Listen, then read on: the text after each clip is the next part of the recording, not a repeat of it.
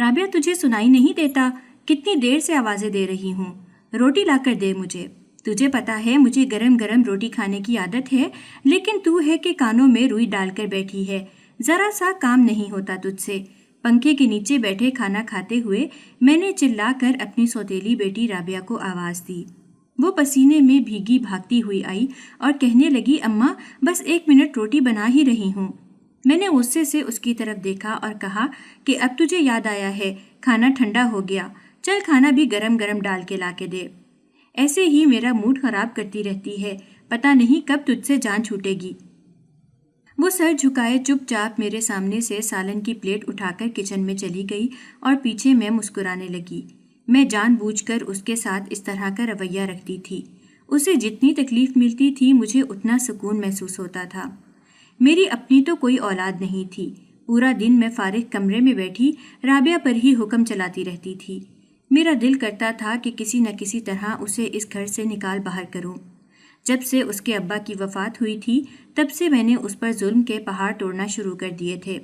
اس کے ابا کے ہوتے ہوئے تو اسے کچھ کہنے کی مجھ میں ہمت ہی نہیں ہوتی تھی، کیونکہ وہ کافی غصے والے تھے اور اپنی بیٹی سے بہت زیادہ پیار بھی کرتے تھے، اور اسی کی خاطر انہوں نے مجھ سے شادی کی تھی۔ انہیں لگتا تھا کہ میں اس کا دھیان رکھوں گی۔ جب رابعہ کی ماں کی وفات ہوئی تو وہ بہت چھوٹی سی تھی۔ اس کے ابا کا اپنا چھوٹا سا کاروبار تھا۔ وہ نہیں چاہتے تھے کہ کاروباری مصروفیات میں ان کی بیٹی نظر انداز ہو، اس لیے خاندان والوں سے مشورہ کر کے انہوں نے مجھ سے شادی کر لی۔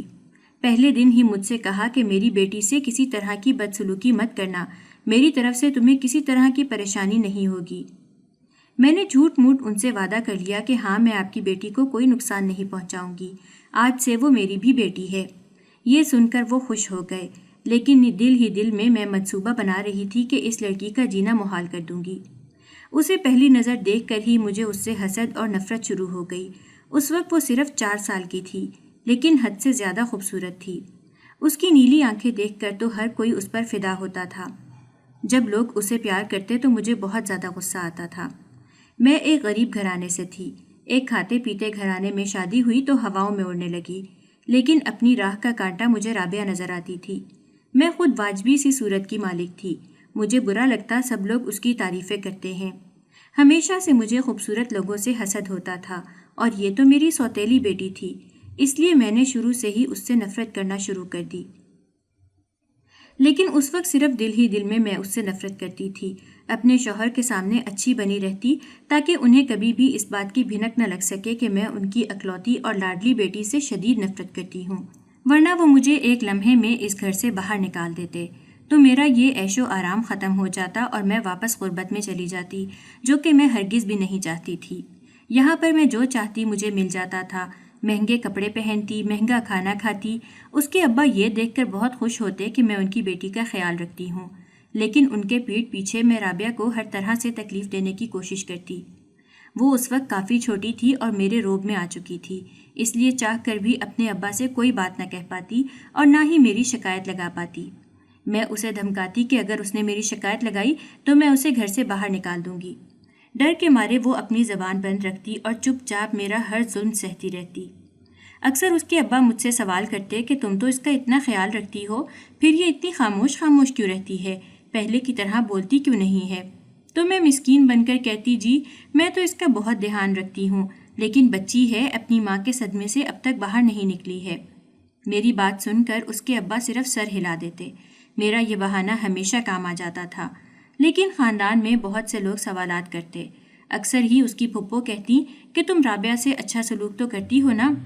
ہر گزرتے دن کے ساتھ وہ بجھتی جا رہی ہے، ایسی تو وہ ہرگز بھی نہیں تھی۔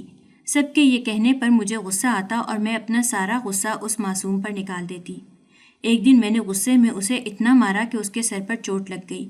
میں فوراً سے گھبرا گئی کہ اگر اس کے ابا نے یہ چوٹ دیکھ لی تو میری خیر نہیں۔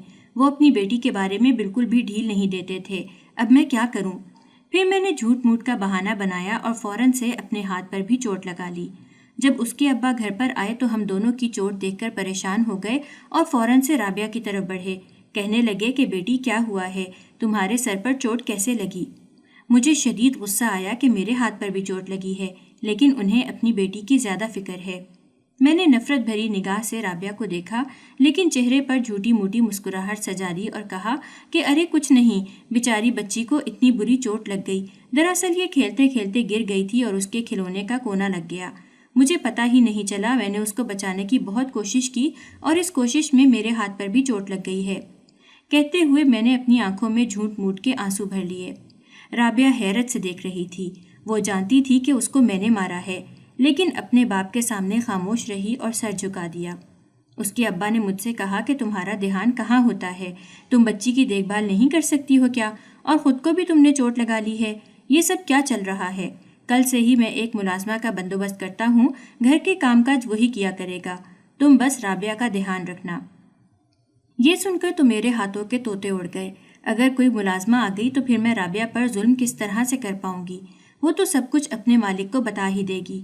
میں نے اپنے شوہر کو منانے کی بہت کوشش کی کہ ہمیں ملازمہ کی ضرورت نہیں ہے، گھر پر ہم کتنے ہی لوگ ہیں، میں گھر کا کام کاج خود سے کرنا چاہتی ہوں اور میں کر بھی لیتی ہوں، آپ کو آج تک شکایت کا موقع نہیں دیا تو پھر آپ ملازمہ کیوں رکھنا چاہتے ہیں؟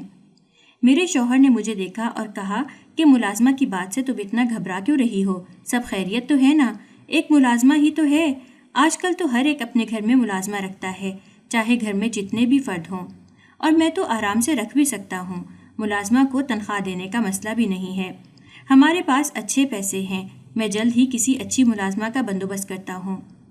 یہ کہہ کر وہ فوراً سے اندر کمرے میں چلے گئے۔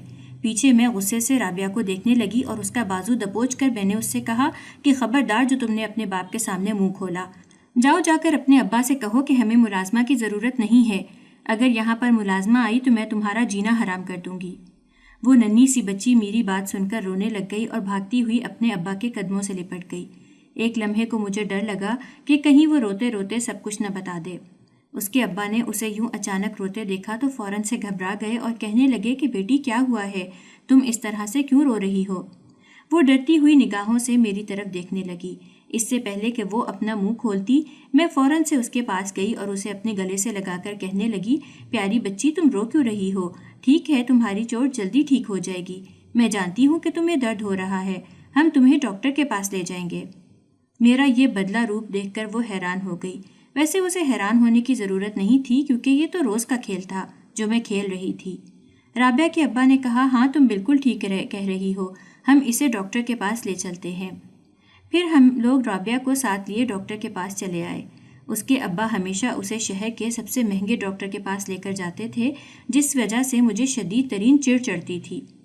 ڈاکٹر نے جب اسے چیک کیا تو کہنے لگے کہ لگتا تو نہیں ہے کہ کسی کھلونے سے چوٹ لگی ہے۔ یہ سن کر میں فوراً سے گھبرا گئی۔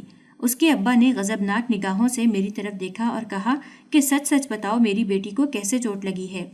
میں نے ان سے کہا کہ آپ مجھ پر کیوں غصہ کر رہے ہیں، سچ میں اسے کھلونے سے ہی چوٹ لگی ہے، کھیلتے کھیلتے ہی کھلونے کے اوپر گر گئی تھی، میں آپ سے جھوٹ کیوں بولوں گی؟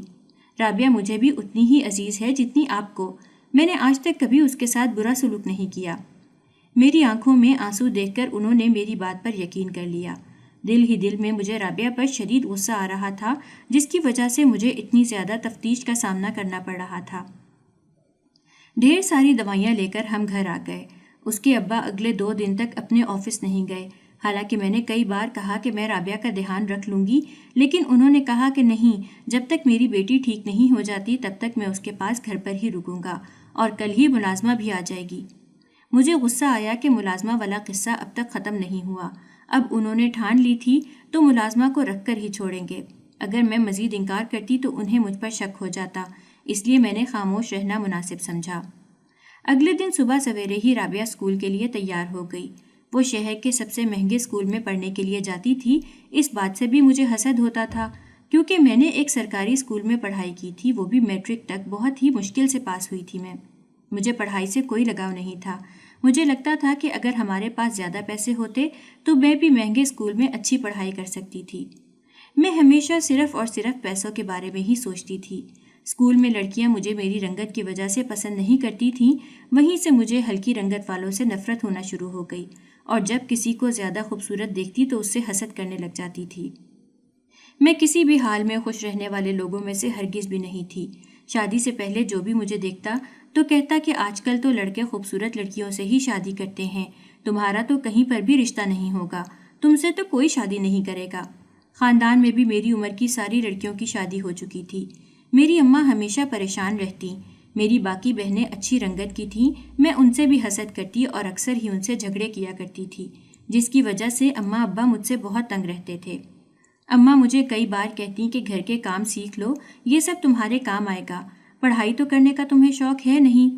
میں نے اماں سے کہہ دیا کہ مجھے غریبوں کے اسکول میں بالکل بھی نہیں پڑھنا ہے۔ اگر آپ چاہتی ہیں کہ میں پڑھائی کروں تو مجھے مہنگے اسکول میں داخلہ دلوائیں، میں وہیں سے پڑھائی کروں گی۔ اماں میری بات سن کر کہتی، تمہارے ابا کی فیکٹریاں لگی ہیں نا جو میں تمہیں مہنگے اسکول میں داخل کرواؤں؟ ہمارے پاس پیسے نہیں ہیں، تمہاری بہنوں کی شادی بھی کرنی ہے۔ بہنوں کی شادیوں کے لیے اماں نے جہیز بھی جمع کرنا شروع کر دیا تھا، اور جب میری بہنوں کی شادیاں طے ہوئی تھیں تو مجھے شدید غصہ آتا۔ میں جان بوجھ کر ان کی شادی ٹڑوانے کی کوشش کرتی، جس پر میں اپنی اماں سے کئی بار مار بھی کھا چکی تھی، لیکن پھر بھی سدھری نہیں تھی۔ جب بھی گھر میں میری بہنوں کو دیکھنے کے لیے کوئی رشتہ آتا، میں جان بوجھ کر کوئی نہ کوئی ایسی حرکت کرتی کہ رشتے والے بنا بات کیے وہاں سے اٹھ کر چلے جاتے۔ پھر اس کے بعد اماں نے رشتے والوں کو گھر بلایا ہی نہیں، بلکہ سیدھا خالہ کے گھر میں بلا کر وہیں پر بات چیت کر کے رشتے طے کر دیے۔ مجھے سخت غصہ آیا اور میں نے کہا کہ میں شادی میں شریک نہیں ہوں گی۔ اماں کہنے لگیں کہ تو شریک ہو یا نہ ہو، شادی تو ہو کر رہے گی۔ کیسی بہن ہے تو، اپنی ہی بہنوں کا رشتہ تڑوانے کی پوری کوشش کرتی رہتی ہے۔ میں تو اس بات سے پریشان ہوں کہ کوئی تیرے لیے بھی اس گھر میں رشتہ لے کر آئے گا یا نہیں۔ کتنی بار کہا ہے کہ پورا دن پلنگ پر بیٹھ کر پلنگ توڑنے کے بجائے گھر کے کام کاج میں میرا ہاتھ بٹا دیا کر۔ اماں کے بار بار کہنے پر میں نے کہا ٹھیک ہے، میں گھر کے کام کاج سیکھ لوں گی، اور اس دن کے بعد سے زبردستی ہی صحیح لیکن میں کام کاج سیکھنے لگی۔ میری عمر 25 سال ہو چکی تھی، لیکن ابھی تک ایک بھی رشتہ نہیں آیا تھا۔ اماں ہمیشہ میرے لیے پریشان رہتی تھیں۔ اکثر اوقات میری بہنیں کوئی نہ کوئی رشتہ لے کر آتی رہتی تھیں، جنہیں میں یہ کہہ کر ٹھکرا دیتی تھی کہ یہ لوگ جان بوجھ کر غریب لوگوں میں میرا رشتہ کرنا چاہتی ہیں تاکہ میں ساری زندگی رو رو کر گزاروں۔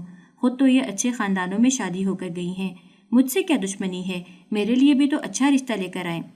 اماں بولتی تو کتنی ناشکری ہے، غریب لوگ ہوں یا امیر ہوں اس سے کیا فرق پڑتا ہے؟ مگر میرے نزدیک تو بہت فرق پڑتا تھا۔ میں ہر چیز کو پیسوں سے تولتی تھی۔ مجھے اپنے اس محلے سے شدید نفرت تھی جہاں سب غریب لوگ رہتے تھے۔ اسی وجہ سے میں نے کسی کو دوست بھی نہیں بنایا تھا۔ میں چاہتی تھی کہ کوئی امیر لڑکی مجھ سے دوستی کرے، لیکن ایسا ہونا شاید ممکن نہیں تھا۔ ایک دن رشتے کروانے والی خالہ اماں کے پاس آئیں اور کہنے لگیں کہ ایک رشتہ ہے تو صحیح، لیکن لڑکا پہلے سے شادی شدہ اور ایک بیٹی کا باپ ہے۔ اس کی بیوی کو گزرے کچھ ہی عرصہ ہوا ہے، اپنی ننھی بچی کے لیے وہ دوسری شادی کرنا چاہتا ہے۔ اچھا خاصا کھاتا پیتا گھرانہ ہے، اگر تم چاہو تو تمہاری بیٹی کی بات یہاں چلا دوں۔ اماں نے سن کر فوراً سے منع کر دیا اور کہا کہ ہرگز نہیں، میری بیٹی کی شادی کسی کوارے مرد سے ہی کی جائے تو بہتر ہوگا۔ میں اس کے مزاج کو اچھے سے جانتی ہوں۔ لیکن جب یہ بات میرے کانوں میں پڑی تو مجھے شدید غصہ آیا، اور میں نے اماں سے کہا کہ کیوں تو میری خوشیوں کی دشمن بنی ہے؟ اماں حیرت سے بولی، اب میں نے کیا کیا ہے؟ میں نے اماں سے کہا کہ تو نے اس رشتے کو انکار کیوں کر دیا؟ اماں بولی، وہ پہلے سے شادی شدہ ہے اور اس کی ایک بیٹی بھی ہے۔ میں نے اماں سے کہا کہ اس سے آخر کیا فرق پڑتا ہے؟ اس کے پاس پیسہ ہے۔ کیا آپ نے سنا نہیں خالہ نے کیا کہا ہے؟ اس کے پاس حد سے زیادہ پیسہ ہے اور یہی میرے لیے سب سے اچھی بات ہے۔ مجھے باقی کسی چیز سے کوئی لینا دینا نہیں ہے۔ اب تم جلد ہی خالہ کو واپس بلاؤ اور اس رشتے کی بات چلاؤ، مجھے وہیں پر شادی کرنی ہے۔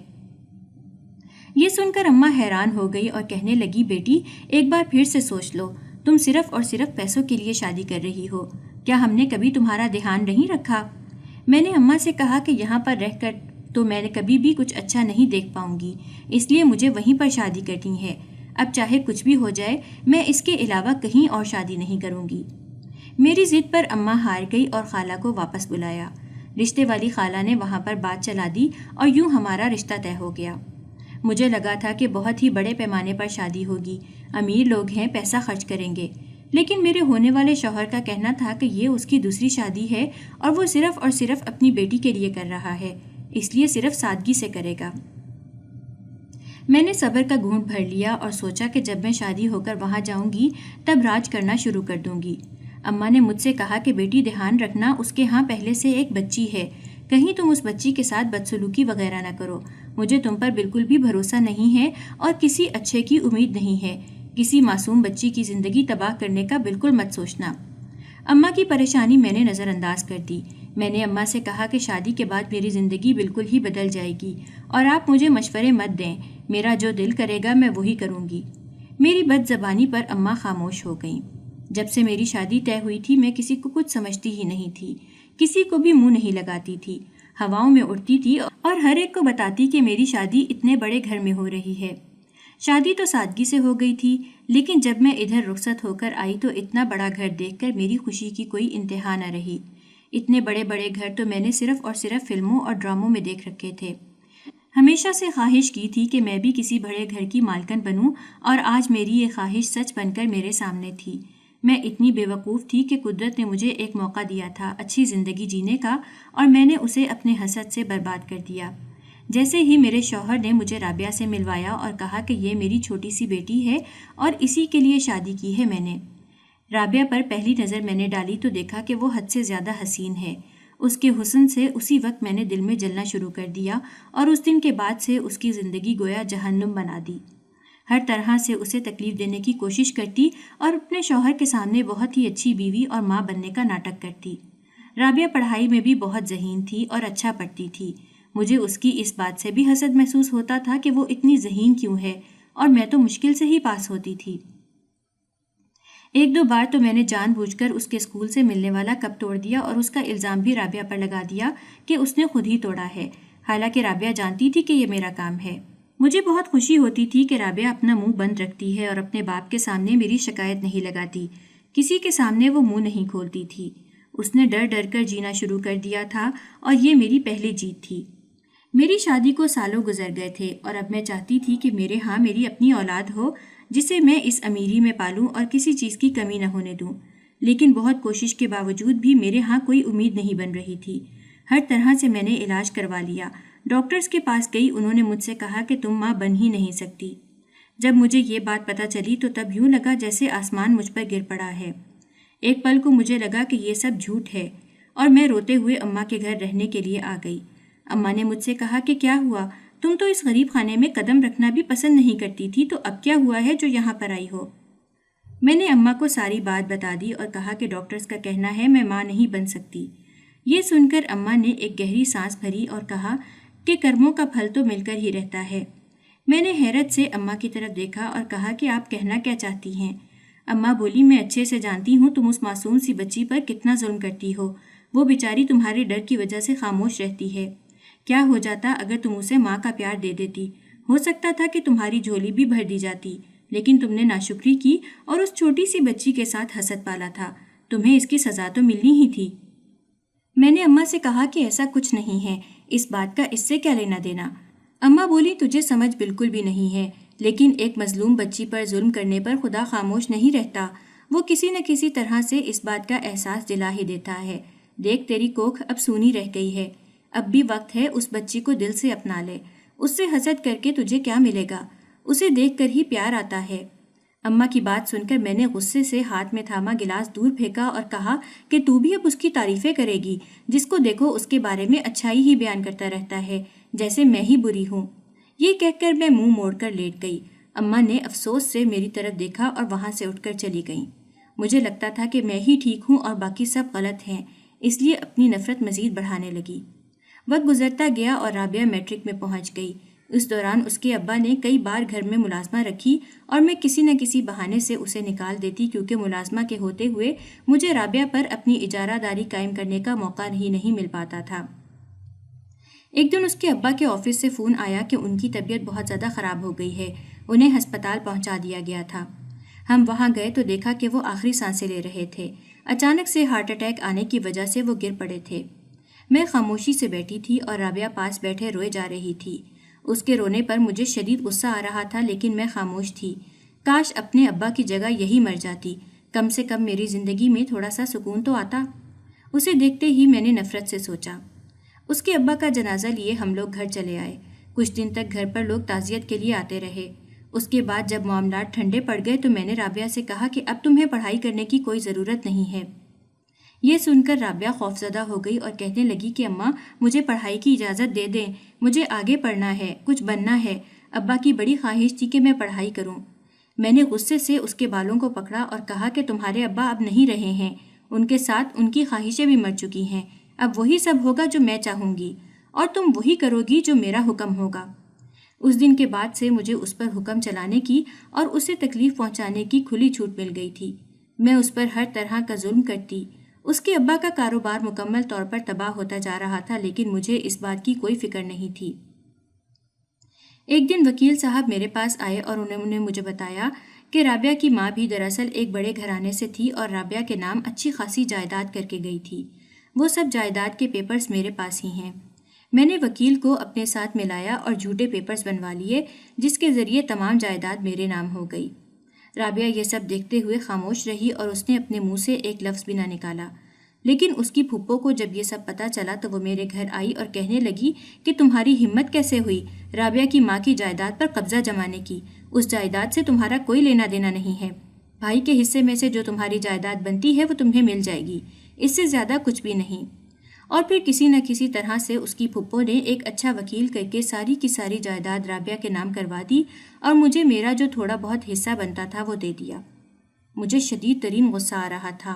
رابعہ کو اپنی ماں اور باپ دونوں کی طرف سے حصہ ملا تھا، حالانکہ مجھے بھی اچھا خاصا حصہ ملا تھا، لیکن میں اس میں خوش نہیں تھی۔ مجھے مزید کی چاہت تھی۔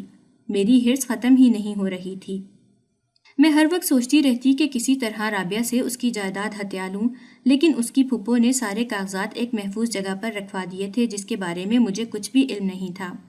بہرحال میں نے گھر پر رابعہ پر خوب ظلم کرنے شروع کر دیے۔ ذرا ذرا سی چیز کے لیے اسے پریشان کرتی۔ گرمی میں اسے کچن میں کھڑا کر کے روٹی وغیرہ بنواتی اور بار بار اسے تنگ کرتی۔ وہ بیچاری کچھ بھی نہ کہہ پاتی۔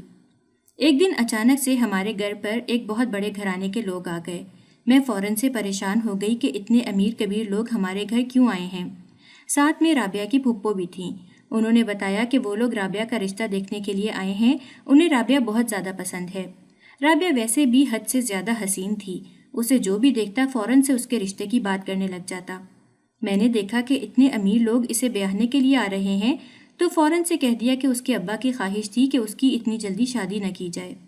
یہ سن کر اس کی پھپھو منہ کھول کر دیکھنے لگی۔ بہرحال کسی نہ کسی طرح سے میں نے اس رشتے کو روک ہی دیا، لیکن آخر میں کب تک روک سکتی تھی؟ ہر دوسرے تیسرے دن کوئی نہ کوئی رشتہ آ جاتا۔ سب بہت ہی امیر کبیر گھرانوں سے ہوتے۔ میں سب کو کسی نہ کسی طرح سے ٹال دیتی اور جھوٹ بولتی کہ لڑکی میں ہی نقص ہے، وہ شادی کے لائق ہی نہیں ہے۔ یہ سب سن کر رابعہ رو پڑتی اور کہتی کہ آپ مجھے اس طرح سے بدنام کیوں کر رہی ہیں؟ آخر مجھ سے اتنی نفرت کیوں کرتی ہیں؟ میں نے غصے سے اسے دیکھا اور کہا کہ تم نفرت کے ہی قابل ہو۔ آئندہ میرے سامنے کی نوٹنکی مت کرنا اور اپنی پھپھو سے کہہ دو کہ رشتہ لانے کی کوئی ضرورت نہیں ہے، ورنہ میں تمہیں اس گھر سے دھکے دے کر باہر نکال دوں گی۔ وہ اتنی بڑی ہو گئی تھی لیکن اس کے باوجود مجھ سے ڈرتی تھی اور خوفزدہ رہتی تھی، اور اس کا یہ ڈر اور خوف دیکھ کر مجھے ایک کمینی سی خوشی محسوس ہوتی تھی۔ یہ تمام ظلم کرتے میں بھول گئی تھی کہ اللہ کی لاٹھی بے آواز ہوتی ہے۔ وہ ایک مظلوم پر اتنا ظلم ڈھانے والے کو ڈھیل تو دیتا ہے، لیکن اس کی پکڑ بہت ہی بری اور سخت کرتا ہے۔ میں اپنی ہی دنیا میں مست تھی اور اس پر ہر طرح کا ظلم کر رہی تھی۔ ایک دن میں کسی کام سے بازار گئی۔ ہر دوسرے تیسرے دن میں ویسے بھی بازار کے چکر لگایا ہی کرتی تھی۔ اپنے مرحوم شوہر کے پیسوں کو خوب خرچ کرتی، مہنگے مہنگے لباس خریدتی، لیکن رابعہ کو ایک پھوٹی کوڑی تک نہ دیتی۔ اسے کچھ بھی خریدنے نہیں دیتی تھی۔ سب کچھ اس کی پھپھو ہی لے کر آتی تھی اور مجھ سے کہتی تھیں کہ تمہیں شرم نہیں آتی اس مظلوم بچی پر ظلم کرتے، لیکن میں آگے سے خاموش ہو جاتی، کوئی جواب نہ دیتی۔ اس کی پھپھو مجھے ایک آنکھ نہیں پاتی تھی، جو ہمیشہ اس لڑکی کی حفاظت کرنے کو تیار رہتی تھی۔ بازار میں خریداری کر رہی تھی۔ بہت سی چیزیں خریدنے کے بعد میں ایک جیولری شاپ پر آ گئی۔ میں نے مہنگا زیور خریدا۔ مجھے اکثر ہی سونے کا زیور خریدنا پسند تھا، اس لیے میں خریدتی رہتی تھی۔ زیور خرید کر باہر آئی تو دیکھا شام ہونے والی تھی۔ اسی وقت ایک فقیر میرے سامنے آیا اور کہنے لگا، بی بی جی مجھے کچھ پیسے دے دو، بھوک لگی ہے، کچھ کھایا نہیں ہے۔ فقیر کو دیکھتے ہی ایک کمینی سی مسکراہٹ نے میرے چہرے کا احاطہ کر لیا۔ میں نے سوچا کہ کیوں نہ اس فقیر کو اپنے جال میں پھنسایا جائے اور رابعہ کی مشکل زندگی کو مزید مشکلات کا شکار بنا دیا جائے۔ یہی سوچ کر میں نے اس فقیر سے ہمدردی کا ناٹک کیا اور اس سے کہا کہ آؤ، میں تمہیں اپنے ساتھ اپنے گھر لے کر چلتی ہوں اور تمہیں کھانا بھی کھلاؤں گی اور پیسے اور کپڑے بھی دوں گی۔ میری بات سنتے ہی فقیر خوشی سے نہال ہو گیا اور فوراً سے میرے ساتھ گاڑی میں آ کر بیٹھ گیا۔ میں اسے ساتھ لیے اپنے گھر میں چلی آئی۔ رابعہ نے جب میرے ساتھ ایک فقیر کو دیکھا تو حیرت سے کہنے لگی، اماں یہ کون ہے؟ میں نے اس سے کہا، اپنا منہ بند رکھو اور جاؤ اچھا کھانے پینے کو لے کر آؤ اور اس کے لیے اچھے کپڑے بھی دو۔ میں نے فقیر کو صاف ستھرے کپڑے پہننے کو دیے اور اسے اچھا کھانا دیا جسے وہ جلدی جلدی کھا رہا تھا۔ میں نے اس سے کہا کہ دیکھو، اگر تم میری بات مانو گے تو میں تمہیں اچھا خاصا پیسہ دوں گی۔ فقیر کہنے لگا، ایسی کون سی بات ہے؟ میں نے رابعہ کی طرف اشارہ کیا اور کہا کہ یہ میری بیٹی حد سے زیادہ حسین ہے، اگر تم چاہو تو میں اس کی شادی تم سے کر سکتی ہوں۔ یہ سنتے ہی اس فقیر کی آنکھیں چمک اٹھیں اور وہ فوراً سے راضی ہو گیا۔ رابعہ حیرت سے یہ دیکھ رہی تھی اور کہنے لگی، میں اس فقیر سے شادی کروں گی؟ آپ نے میرے اتنے اچھے اچھے رشتے ٹھکرا دیے اور اب ایک فقیر سے میری شادی کر رہی ہیں۔ آخر آپ کرنا کیا چاہتی ہیں؟ میں تو اسے جانتی تک نہیں ہوں۔ اگر اس نے مجھ سے برا سلوک کیا تو میں نے زور سے ہنستے ہوئے کہا کہ مجھے اس بات کی کوئی پرواہ نہیں ہے، مجھے تو صرف تم سے چھٹکارا چاہیے اور میں یہی چاہتی ہوں کہ تمہارے ساتھ برا سلوک کیا جائے، تمہاری باقی کی زندگی بھی تباہ و برباد ہو جائے۔ ویسے بھی ہر دوسرے تیسرے دن تمہاری پھپھو کوئی نہ کوئی رشتہ لے کر آ رہی ہوتی ہیں، تمہاری شادی کر دوں گی تو یہ قصہ بھی ختم ہو جائے گا اور تمہاری پھپھو سے بھی جان چھوٹ جائے گی۔ میری بات سن کر رابعہ رونے لگ گئی، لیکن میں نے اپنی منمانی کر کے ہی دم لیا اور بنا کسی کو بتائے فوراً سے مولوی بلا کر رابعہ اور اس فقیر کی شادی کروا دی۔ بہت ہی کم لوگ اس شادی میں شریک ہوئے تھے۔ رابعہ کی پھپھو کو جب تک پتہ چلا تب تک نکاح ہو گیا تھا۔ وہ بھاگی بھاگی گھر آئی اور کہنے لگی کہ تم کیا کر رہی ہو؟ تمہیں شرم نہیں آئی؟ کم سے کم ہم لوگوں سے بات چیت تو کر لیتی، لیکن تم نے یہ سب کرنا بھی ضروری نہیں سمجھا۔ ہم اس کے رشتہ دار ہیں، ہم مر نہیں گئے تھے۔ کتنے اچھے اچھے اس کے رشتے آئے تھے اور تم نے سب کو ٹھکرا کر ایک فقیر سے اس کی شادی طے کر دی۔ کیسی عورت ہو تم؟ اس کی پھپھو اب جتنا بھی شور کر لیتی لیکن کر تو کچھ بھی نہیں سکتی تھی۔ بہرحال میں نے اس فقیر کے ساتھ اپنی سوتیلی بیٹی کو گھر سے نکال دیا اور کہا کہ دوبارہ یہاں پر واپس مت آنا، اس گھر کے دروازے تمہارے اوپر ہمیشہ ہمیشہ کے لیے بند ہیں۔ رابعہ بہت روئی، لیکن میں مزے سے جا کر اپنے بستر پر لیٹ کر سو گئی۔ صبح اٹھی تو بہت ہی اچھا محسوس کر رہی تھی۔ اس گھر میں رابعہ نہیں تھی، یوں لگ رہا تھا جیسے کسی انچاہی چیز سے مجھے چھٹکارا مل گیا ہے۔ میری بلا سے فقیر اسے کہیں پر بھی لے گیا ہو، ویسے بھی وہ فقیر ہے، کسی سڑک کنارے ہی پڑا رہتا ہوگا۔ اس لڑکی کو اپنے حسن پر ناز تھا نا، اب کسی سڑک کنارے ہی اس فقیر کے ساتھ پڑی رہا کرے گی اور بھیک مانگے گی۔ یہ سوچتے ہوئے میں زور زور سے ہنسنے لگی۔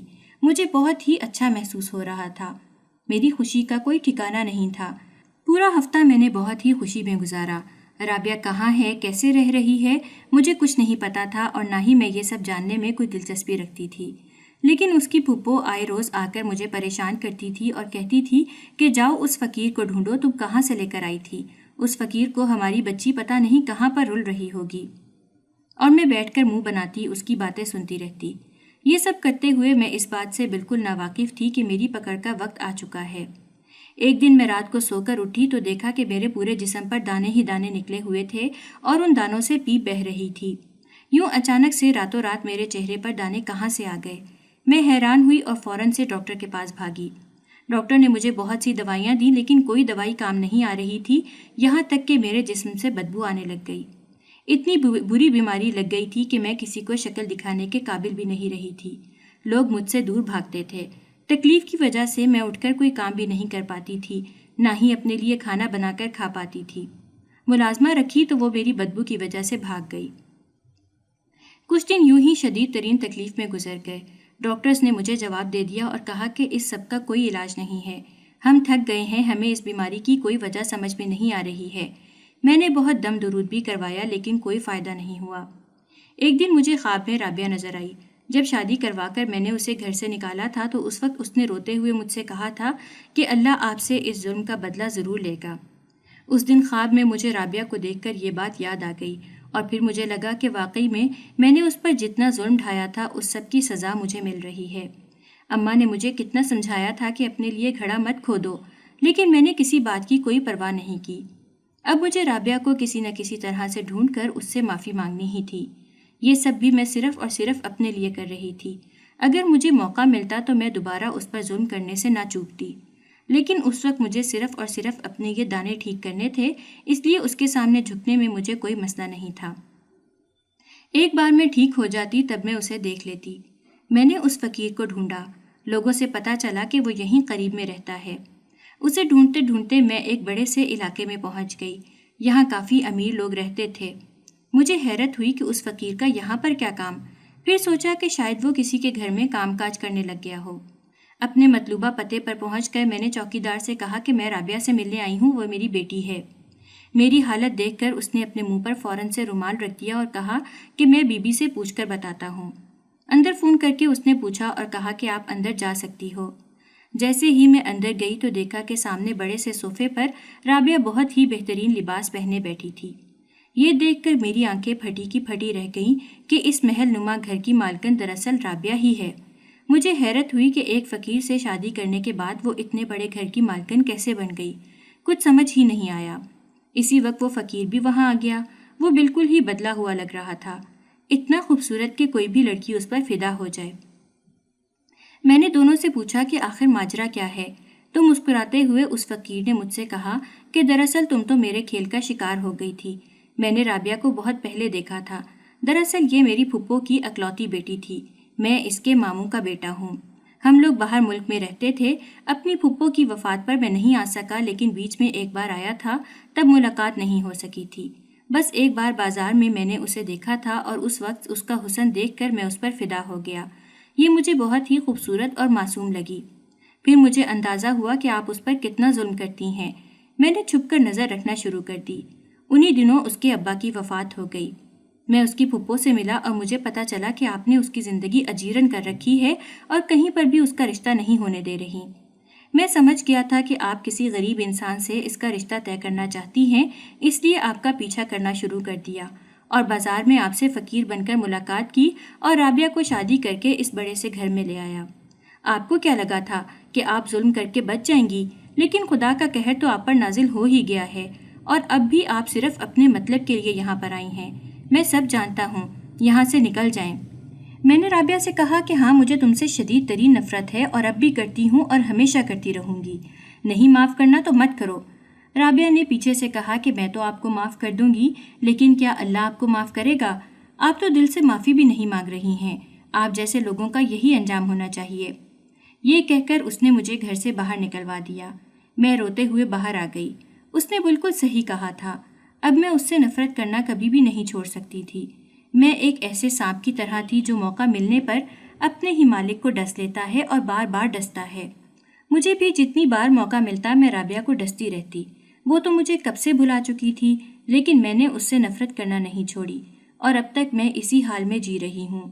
میری بیماری کا کوئی علاج نہیں ہے اور روز کی یہ تکلیف مجھے بے حال کرتی جا رہی ہے، لیکن میرے اندر کا حسد ختم نہیں ہو رہا۔ یہ مجھے مسلسل جلائے جا رہا ہے۔